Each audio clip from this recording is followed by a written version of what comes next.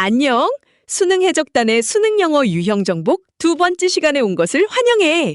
이번 시간에는 듣기, 의견 파악 유형을 정복해 볼 거야. 준비됐어? 그럼 아웃라인부터 살펴볼까? 먼저 듣기 의견 파악 유형은 수능에서 2번에 배치되어 있어. 대표 발문은 대화를 듣고 남자 혹은 여자의 의견으로 가장 적절한 것을 고르시오이고, 여기서 유념할 사항은 의견의 제시자가 어떤 성별인지 먼저 확인하는 것이야. 대화를 들을 때 의견을 제시하는 성별의 목소리에 주목해야 해. 발문을 보았을 때 동그라미로 표시하는 것을 추천해.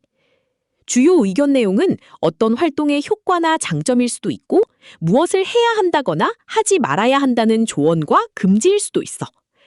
결국 이 유형은 세부 정보를 묻는 문제가 아니라 의견 주체의 판단을 찾는 중심 내용 파악형 문제라고 보면 돼. 다음으로는 전형적인 대화 구조를 알아보도록 할까? 의견 파악 유형은 기출에서 반복되는 전개 패턴이 있어. 먼저 화제가 제시되고, 이어서 발문에서 제시된 의견 주체가 자신의 의견을 1차로 제시해. 이 부분이 가장 먼저 잡아야 할 정답 근거야. 그 다음에는 왜 그렇게 생각하는지에 대한 이유, 예시, 효과, 문제점이 붙고, 의견이 다시 정리되거나 상대방이 수긍하면서 의견이 확인, 보강되는 경우가 많아. 따라서 이 유형은 대화를 처음부터 끝까지 똑같은 비중으로 듣는 것이 아니라 화제 제시 다음에 나오는 1차 의견을 가장 먼저 붙잡고 문제를 해결한다는 목표를 가지고 접근하는 것이 바람직해. 불가피한 경우에만 의견 재진술까지 듣는 것으로 하자. 전개 패턴을 이해했다면 2026학년도 수능 문제를 예시로 확인해 볼까? 발문에서 여자의 의견을 묻고 있으니 특별히 여자의 말에 주목해서 전반부의 대화 내용을 들어보도록 하자. How's it going, Liam? Good, Emily. Are you about to go indoor rock climbing like you do every weekend? I am. Do you want to try it too? Maybe, but I wonder why you enjoy it so much. I think indoor rock climbing helps improve problem-solving skills. 전반부의 대화는 특정한 상황이나 문제 등에 대한 화제가 제시되고, 해당 화제에 대한 의견 제시자의 주장이 바로 이어지는 구조야. 예시에서는 남자가 여자에게 실내 암벽 등반을 왜 즐기는지에 대해 궁금함을 드러내고, 여자는 실내 암벽 등반이 문제 해결 능력 향상에 도움이 된다고 답하고 있어. 그리고 그 답변이 그대로 정답 선지로 제시되고 있어. 어때? 의견 파악 유형의 대화가 어떻게 정답으로 빌드업되는지 이해할 수 있겠어? 좋아. 그럼 이제 예시 대화의 후반부를 들어보고 나머지 구조도 확인해 보도록 하자. Really? How so? You use strategic thinking to solve the problem of getting to the top. That means you have to strategically plan the holds to grab. I can see that. What if the plan doesn't work, though? You have to adapt your plan while climbing. It makes you better at adjusting to new information. That's the basics of solving problems. That makes sense. Yeah, I'm sure your problem-solving skills will improve if you go indoor rock climbing. Okay, I'll try it.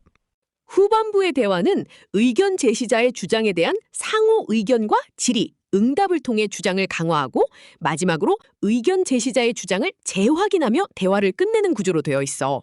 예시에서도 그렇게 확인되지? 중요한 것은 전반부의 정답 근거를 놓치고 후반부의 의견 확인을 들은 후 답을 고르는 상황이 발생하면 상당한 시간 소비가 발생한다는 것이야. 전반부에 집중해야 할 충분한 이유가 되겠지? 좋아, 바로 이어서 실전 전략으로 정리해보자. 실전 전략은 문제를 마주한 너희들 관점에서 시간 순서대로 정리해보았어.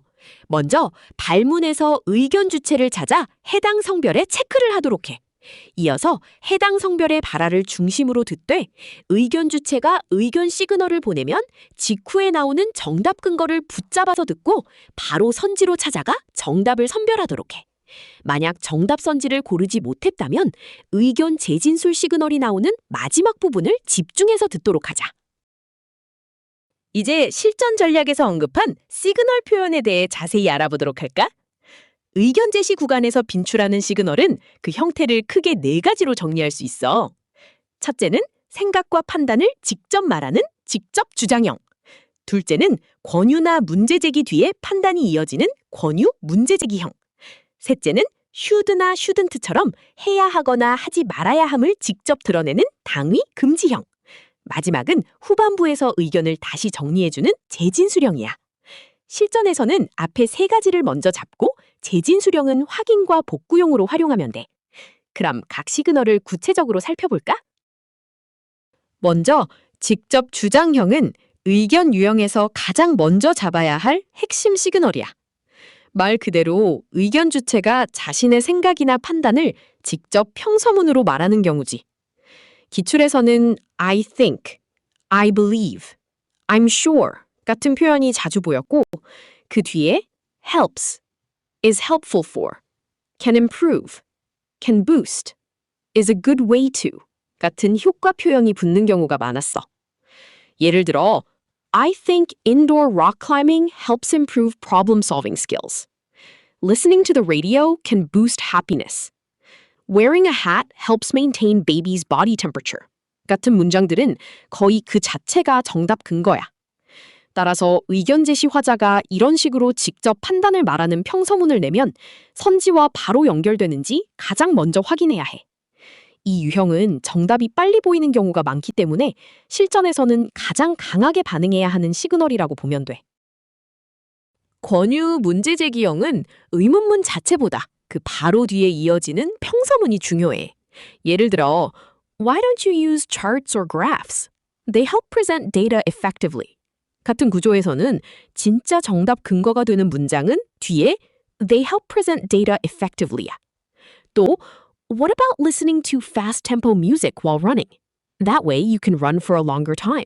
처럼 권유 뒤에 효과가 바로 이어지는 경우도 많아. 문제 제기형에서는 Don't you think night-night? Don't you feel bad about night-night? 처럼 상대의 행동이나 상황을 짚은 뒤 결국 특정 판단이나 원칙으로 이어지게 돼. 따라서 이 유형은 의문문이 나오면 긴장하고 그 직후에 붙는 판단, 효과 진술을 반드시 잡는 방식으로 듣는 게 좋아. 의문문은 문을 여는 역할이고 정답은 그 다음 평서문에서 본격적으로 드러나는 경우가 많다고 기억하면 돼. 당위 금지형은 의견 유형에서 또 하나의 강한 정답 시그널이야. 기출을 보면 should, shouldn't, need to, avoid 같은 표현이 나오는 순간 정답 방향이 거의 바로 잡히는 경우가 많았어. 예를 들어 You shouldn't interrupt someone. You shouldn't fill your trip plan with too many things. We should avoid overpackaging. We shouldn't feed wild animals. You need enough sleep 같은 문장들은 화자의 조언이나 금지를 직접 드러내고 그 자체가 정답 선지로 연결돼. 이 유형은 설명이 길게 붙더라도 핵심은 결국 무엇을 해야 하는가, 무엇을 하지 말아야 하는가에 있어. 따라서 should나 shouldn't가 들리면 그냥 지나치지 말고 그 뒤의 내용을 짧게 묶어서 바로 선지와 연결하는 연습이 필요해. 실전에서는 가장 선명하게 정답을 주는 시그널 중 하나야. 재진술형은 매우 자주 나오지만 실전에서는 보조수단으로 보는 것이 좋아. 즉, 처음부터 끝까지 기다렸다가 마지막 문장으로만 푸는 용도가 아니라 앞에서 잡은 정답을 확인하거나 놓쳤을 때 복구하는 장치로 쓰는 거야. 기출에서는 So, that's why, exactly, right, I guess you're right, that makes sense 같은 표현 뒤에 같은 의견이 조금 더 선지답게 다시 정리되는 경우가 많았어. 또 앞에서 나온 can help, is helpful, good way to, will improve 같은 표현이 후반부에 다시 반복되면서 정답을 더 분명하게 만들기도 해. 다만 재진술은 모든 문항에서 똑같이 강하게 나오지는 않기 때문에 앞에 세 가지 시그널로 먼저 정답을 잡고 재진술형은 애매할 때 확인하고 놓쳤을 때 복구하는 보조장치로 활용하면 가장 실전적이야. 이제 듣기 의견 파악 유형에 대한 전반적인 설명은 이 정도면 충분한 것 같아. 다음 페이지에서 후속 학습을 안내하니 충분한 연습으로 듣기 유형 파악 유형을 정복하기를 바래. 모두 수고 많았어.